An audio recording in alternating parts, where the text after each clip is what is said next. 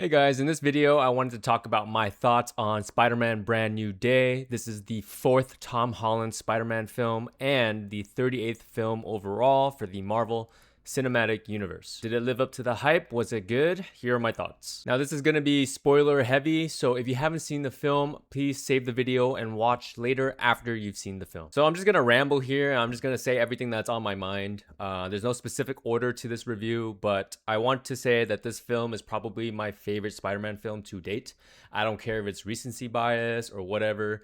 Tom Holland is the best Spider-Man, hands down, after this film. I think he does a fantastic job in this one. I think the story is engaging throughout. The film starts 4 years after the events of No Way Home, and you really see that he starts to self-isolate and focus on being Spider-Man because he's scared that his identity will hurt the people that he loves. The larger theme of the movie is a very prevalent issue in today's world as adults. Like, we're so focused on our personal lives, our work lives, that we don't really spend a lot of time dedicated to our loved ones. We keep up to date with them through social media, and that's not enough. The film is trying to say that you can't tackle life alone. You can't just focus and do everything yourself because you're going to start losing yourself. And I think it's a very poignant message that everyone should take. I think the inclusions of Black Widow, Yelena Belova, the Hulk, and the Punisher never overstayed its welcome. I think it was actually a fantastic idea because it felt like the Marvel Universe was more solidified and lived in for once. I never felt that throughout the entirety of the multiverse saga so far. Oftentimes when I'm watching these films, I'm wondering, like, what is this character doing? What is this character doing? Like, how does this movie impact them? That's a very common thought that I have, and I felt like this film does not make me think that. I originally thought Yelena's inclusion in this film was a little bit weird or unneeded, but looking back on it now, I can see why they have her there, just to show that Spider-Man still has a communication with the Avengers, so that going into Doomsday or Secret Wars, there's no confusion of like, why would Spider-Man be involved in this situation.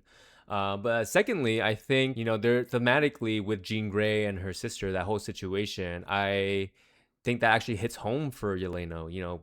She just lost her sister Natasha with the events of Infinity War. Secondly, I think the Hulk's inclusion in this film was cool. I like to see that his, outside of the Avengers thing, he has his own life. He's like a professor. He's not doing Avengers things all the time. This is probably the scariest the Hulk has ever looked in a long time. I think the last time where he looked this menacing was probably Edward Norton's Hulk in 2008. The Punisher, I thought, was an interesting ad. They kept mentioning this whole Staten Island thing, and to be fair, I haven't seen some of the shows. I haven't watched the Punisher special. I haven't watched Daredevil seasons 1 and 2 of Born Again.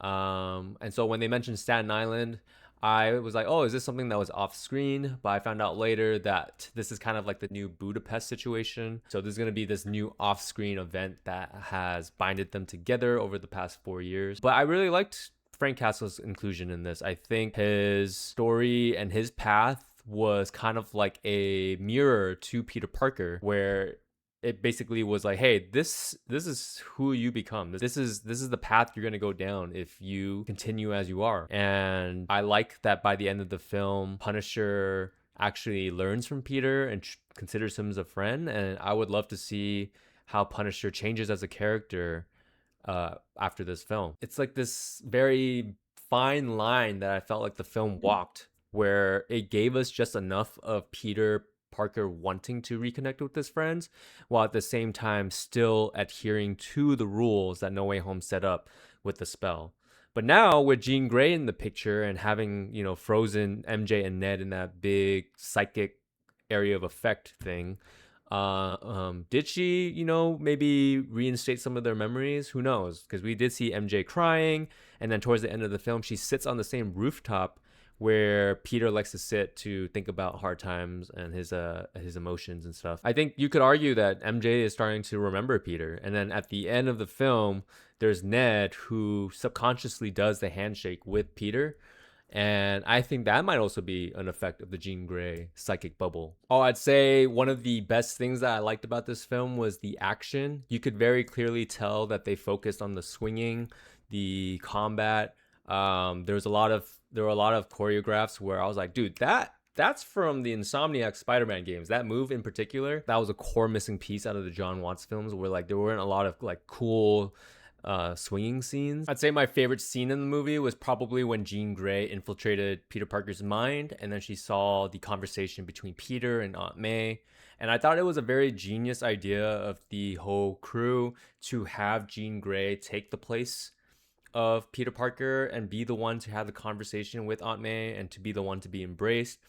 I think it could have just easily as could have been her watching the conversation happen and then her like kind of taking in the lesson. So I thought it was a cool creative choice that they did that. I actually hope to see more of Damage Control. I thought Tremel Tillman's director, I forgot the name of the director that he played, but I actually really want to see more of that character and that organization. I like that their mission is repurposing villains and old technology. I feel like there could be a lot of interesting stories that could revolve around that for future Marvel films and movies. I love this suit. I do not think they should mess with it. I know Marvel likes to create a new suit every film to kind of change it up, but I think this Spider-Man suit is the best looking suit that I've seen ever. If they do want to change it up, maybe they can change the size of the logo or whatever, or maybe make the blue black, but I don't think they should mess at all with the webbing, the size of the eyes, the eye borders or anything like that. I think it's perfect. Lastly, I want to talk about the implications that this film has on the wider MCU. First of all, we find out that Spider-Man is the one that makes the inhibitor to inhibit mutants. I am curious to see what Damage Control or whoever gets their hands on this technology is going to do with it. I suspect that they're going to take the technology, iterate on it, and then probably install it on Sentinels. So there might be a film that addresses that later down the line, probably in the Mutant Saga or phases 7 to 9 or whatever. Secondly, I think it's cool that Jean Grey now has a friendship with Peter Parker and views him as like an older brother. I think if there's some type of conflict with the X-Men and the government, or X-Men and some other faction of superheroes, I very much see Spider-Man being on her side. The post-credit scene, I think the post-credit scenes, when I initially watched the movie and I came out of the theater, I was telling everybody that I watched it with that I think it's a variant. It's probably Toby or Andrew or maybe Miles even, but I completely forgot that the thing is a community-driven app where people report sightings of Spider-Man. So now I'm thinking, okay, it's probably Peter. He's probably involved in Doomsday or Secret Wars, and he's just letting MJ or Ned know that he's okay by using the app. But yeah, I mean, it's cool to see that Spider-Man's going to return. I had no doubts that he's going to be in either one of those two Avengers films. I feel like this film also made me feel like Spider-Man's actually mature now, and I could see him leading the Avengers. I could see him being one of the more vocal people on the team.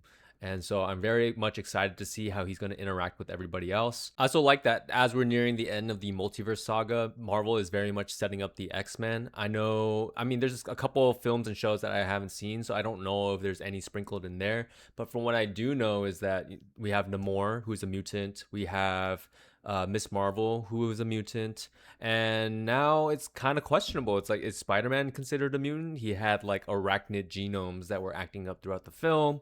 Like, is that possibly something that could be considered a mutation?